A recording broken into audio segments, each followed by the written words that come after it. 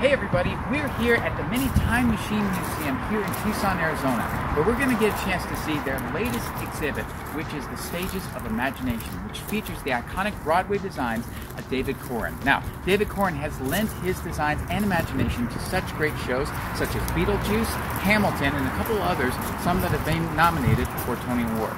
So tonight we're going to get a chance to go inside and see how David takes his small set designs and transforms those into Broadway hits. Let's go. Cheers! Hey, how's yours pink? No fair, I want pink. Oh my God, first of all, I gotta say, just with those earrings alone, you light up the room. Thank you so really much. do. Those are so good. You made those? I did. Anyway, what we decided to do was profile 5 musicals. They are Hamilton, Dear Evan Hansen, Beetlejuice, Here Lies Love, and The Who's Tommy.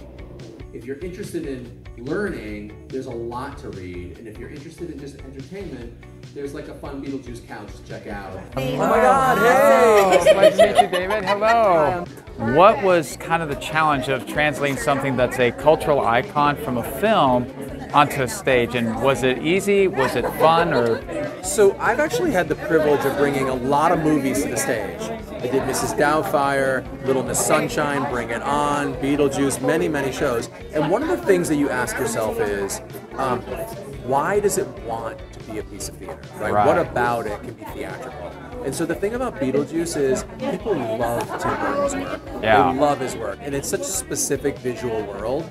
And so what we did was we made a pact with the audience where we actually kind of visually quoted from many of his movies, Nightmare Before Christmas, you know, obviously Beetlejuice, Coraline, etc., etc. And so that we wanted to make a pact with the audience saying, like, you're in good hands, we love him too.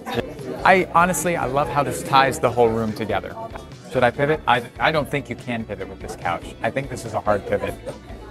In your time as a stage designer, like what you consider one of the best shows you ever designed, and what was maybe one of the kind of Mount Everest challenges of a show that you ever designed and got through? That's the Mount Everest challenge. That's the Mount Everest challenge, Here Lies Love? Here Lies Love took 14 years to get to Broadway. Oh my gosh. We ripped out every single seat in the orchestra. We built an 80,000 pound steel structure and put it inside of the theater. Wow. And it was the first time in the history of Broadway where 315 people stood up during the show on stage, with another several hundred looking in and another 500 up in the mezzanine. That was by far the Mount Everest. This is just incredible. I don't want to call anything out, but this whole thing feels a bit staged. I'll leave. Beetlejuice. I wasn't doing anything.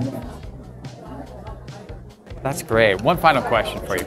If you had to give yourself or anyone else wanting to get into this industry as a designer of shows, what piece of advice, if you could tell them one thing, what piece of advice would you give them? The number one thing is learn how to communicate in every way, shape, or form, right? Whether it's drawing, painting, collaging, whatever it is, with your mouth, however it is, that's the most important thing. It is all about good communication. Because if you can't draw it, you have to find a way to get people to understand what it is that you're talking about. 100%. And this entire thing is a celebration of community and collaboration. So it's all about, you know, yes-anding each other's ideas. That is so fantastic. David, absolute pleasure meeting you. Pleasure to meet you. I shook David's hand with this hand. I'm not washing this.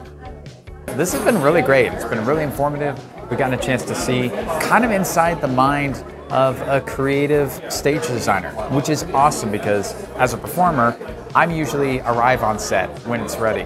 But there's a whole world that goes on behind getting that set ready for me. So to kind of peek behind the curtain and see how it's all done, I think it's really informative and also pretty inspiring too. We started with an idea, and what I know with David is when you start with an idea, he will take you somewhere you never know you're going to go. And that's what was so exciting to me, and what I felt that this audience here, our visitors, our community would embrace and see the value of. And bringing him here for that was exactly what I felt the museum was ready to do, and who better than David to take us on that journey.